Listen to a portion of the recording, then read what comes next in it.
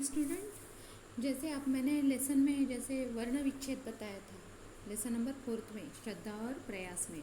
तो वर्ण विच्छेद करते समय वर्ण विच्छेद में जैसे कौन कौन के स्वरों के साथ व्यंजन, स्वर और व्यंजन साथ मिलने के बाद वर्णमाला बनती है। वर्ण भाषा की सबसे छोटी इकाई, इसके टुकड़ों को विभाजित किया जाता है, उसे वर्ण विच्छेद कहा जाता है। और वर्णमाला भाषा की मूल ध्वनियों के समूह से वो वर्णमाला कहलाती है। वर्णमाला के यानी वर्ण के दो भेद है, एक स्वर और एक व्यंजन। स्वर, जिन वर्णों का उच्चारण स्वतंत्र रूप से होता है उन्हें स्वर कहा जाता है। और कितने स्वर है? 13 स्वर है। वैसे ही स्वर कौन कौन से? अ, आ, ई, उ, रू, ए, ऐ, ओ, औ, अम, आह। वैसे ही व्यंजन, जिन ध्वनियों का उच्चारण करते समय स्वरों की आवश्यकता होती है उन्हें व्यंजन कहते हैं। हिंदी वर्णमाला में जैसे 36 तो वो व्यंजन कहे जाते हैं। उसमें है छ, क्षत्रिय का श, ज्ञ, त्र और श्री राम का श।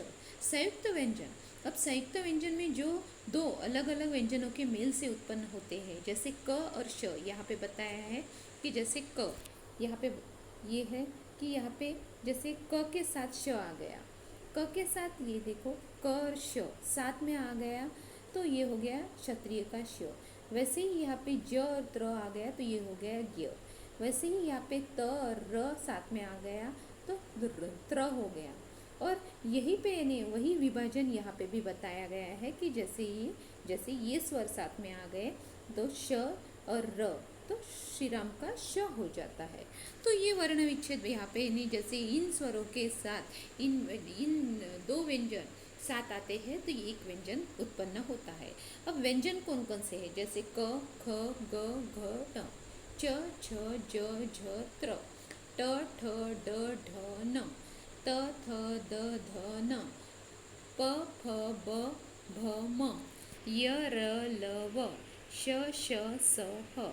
अब व्यंजनों के साथ स्वरों का प्रयोग मात्रा के चिन्ह के रूप से ही किया जाता है। अब व्यंजनों के साथ यानी जैसे व्यंजनों के साथ स्वरों का प्रयोग किया जाता है तभी चिन्ह लगते हैं, तभी वो व्यंजन पूरे हो जाते हैं।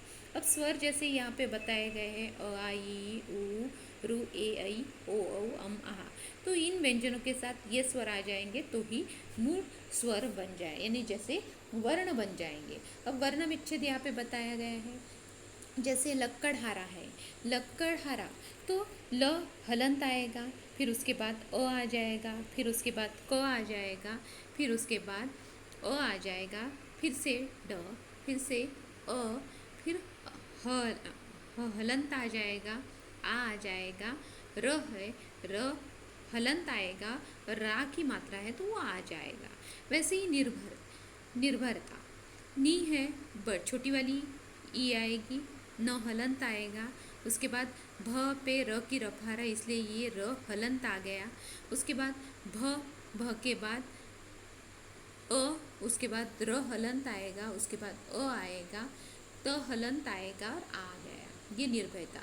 वैसे ही सावित्री बताया गया है, सा है इसलिए स प्लस आ, वी है व प्लस छोटी वाली ई, त्रि की छोटी बड़ी मात्रा है तो त्रि किससे बनता है?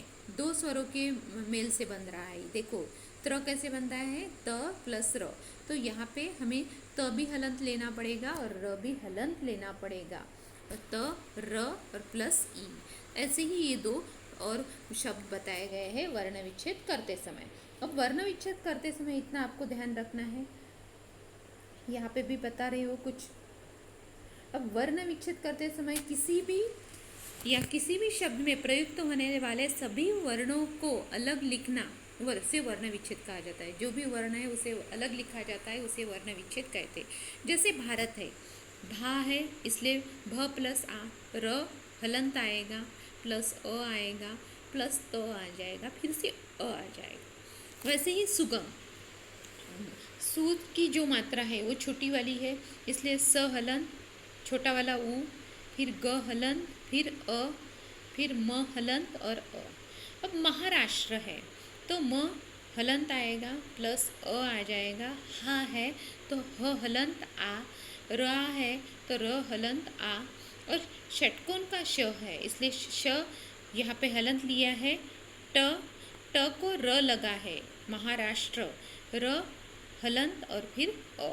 ऐसे ही शिवाजी है तो शिवाजी है श प्लस छोटी वाली ई, क्योंकि शिवाजी की मात्रा छोटी है, व हलंत फिर आ।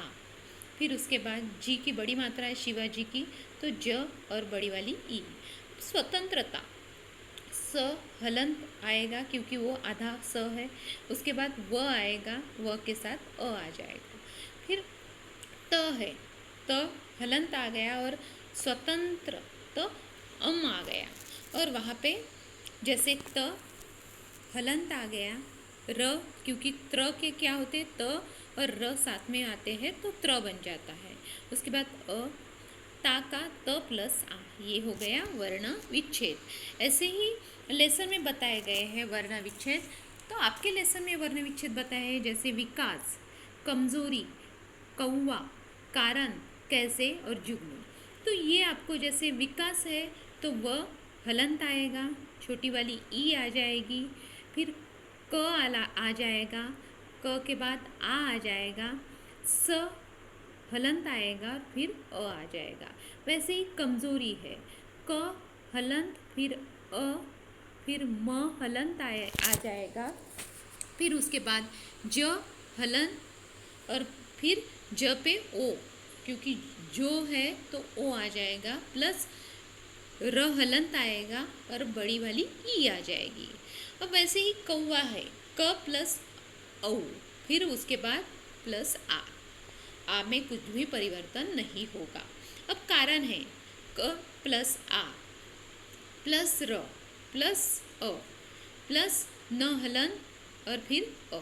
अब हलंत हर एक व्यंजन को करना है और स्वर हलंत नहीं होगा, व्यंजन ही हलंत होंगे। वैसे ही कैसे और जुगनू, ये जैसे कैसे भी वैसे ही करना है और जुगनू भी, इसमें यानी जैसे स्वर हलंत नहीं होंगे, व्यंजन है कि ही आपको हलंत करना पड़ेगा। व्यंजनों को हलंत करने के बाद ही आपको पता चलेगा कि जैसे ये कैसे बनाई जाती है। अब इसके बाद है आपके लेसन में ही है, आपके लेसन में बताया गया है पाठ में आई हुई 10 क्रियाओं के प्रथम तथा द्वितीय प्रेरणार्थक रूप आपको लिखने हैं। पर पाठ में आए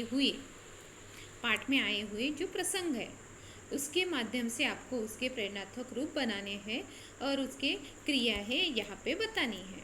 तो यहाँ पे मैं आपको थोड़ा सा शॉर्ट में बताने की कोशिश करती हूँ, थोड़ा सा यानी जितना हो सकता है।